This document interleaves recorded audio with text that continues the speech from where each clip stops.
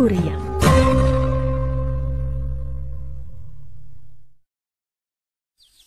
Di sebuah hutan yang lebat, hiduplah seorang ibu bernama Dayang Sumbi dan anaknya bernama Sangkuriang.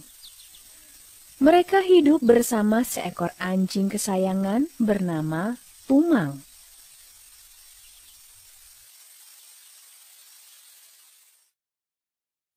Suatu hari, Dayang Sumbi ingin sekali makan hati menjangan.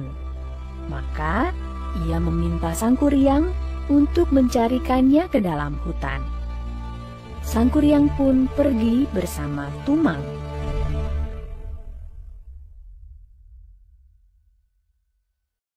Sayangnya, di hutan sedang tidak ada menjangan. Yang ada malah babi hutan, yang sebenarnya adalah perwujudan seorang dewa yang sedang dikutuk. Tumang yang tahu pun menghalangi Sangkuriang yang hendak memanah babi hutan itu.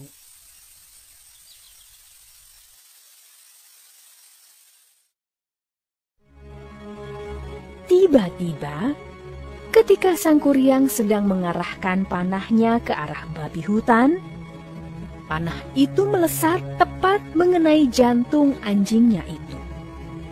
Ces! Tumang pun mati.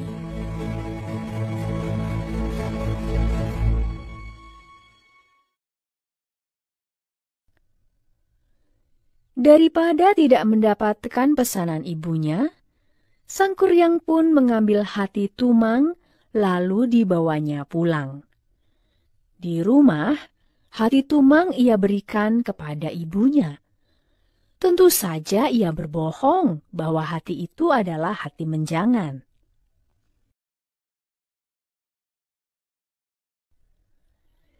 Dayang Sumbi yang semula tidak curiga, mendadak merasa aneh karena tidak mendapati Tumang bersama Sangkuriang.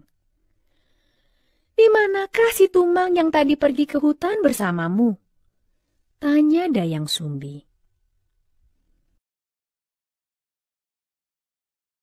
Sangkuriang kaget. Ia bingung dan tidak menyangka ditanya demikian. Tapi ia tidak dapat berbohong. Jawabnya, "Maaf ibu, yang dimakan ibu tadi adalah hati Tumang. Saya tidak sengaja membunuhnya." Seketika murkalah Dayang Sumbi. Ia memukul anaknya itu dengan centong sampai meninggalkan bekas di kepalanya. Sembari marah, ketahuanlah siapa Tumang itu sebenarnya. "Tumang itu ayahmu, Sangkuriang. Kenapa kamu tega membunuhnya?" Akibat perbuatannya itu, Sangkuriang pun pergi meninggalkan rumahnya.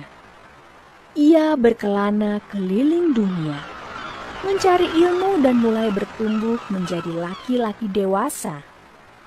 Ia juga mengganti namanya menjadi Jaka. Bertahun-tahun kemudian, mampirlah ia ke hutan masa kecilnya. Ia ingin mampir untuk meminta minum kepada pemilik salah satu pondok yang ada di sana.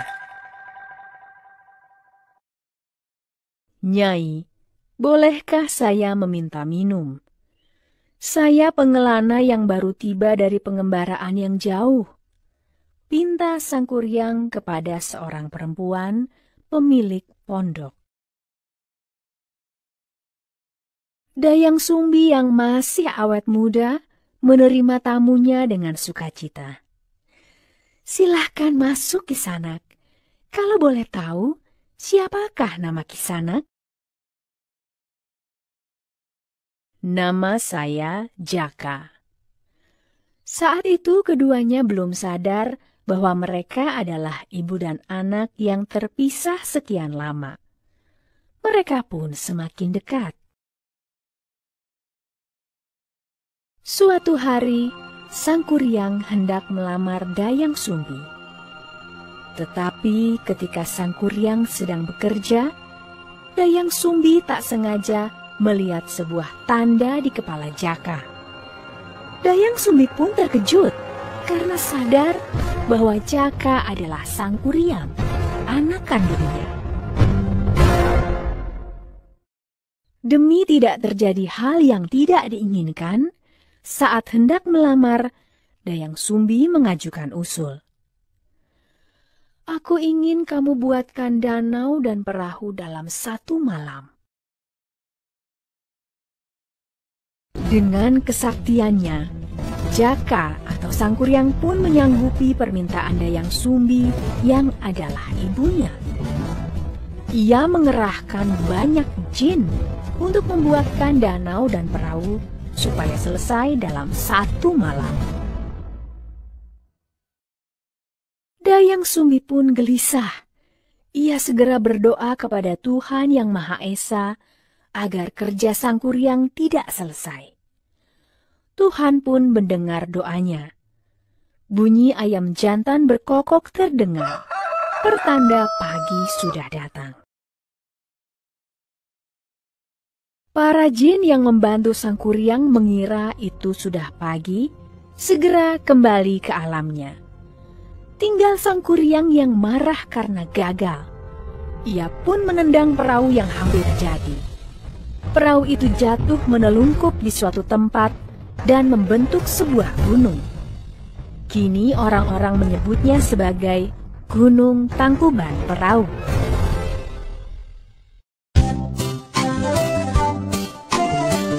Pesan moral, kita harus selalu menghormati orang tua kita dimanapun dan kapanpun.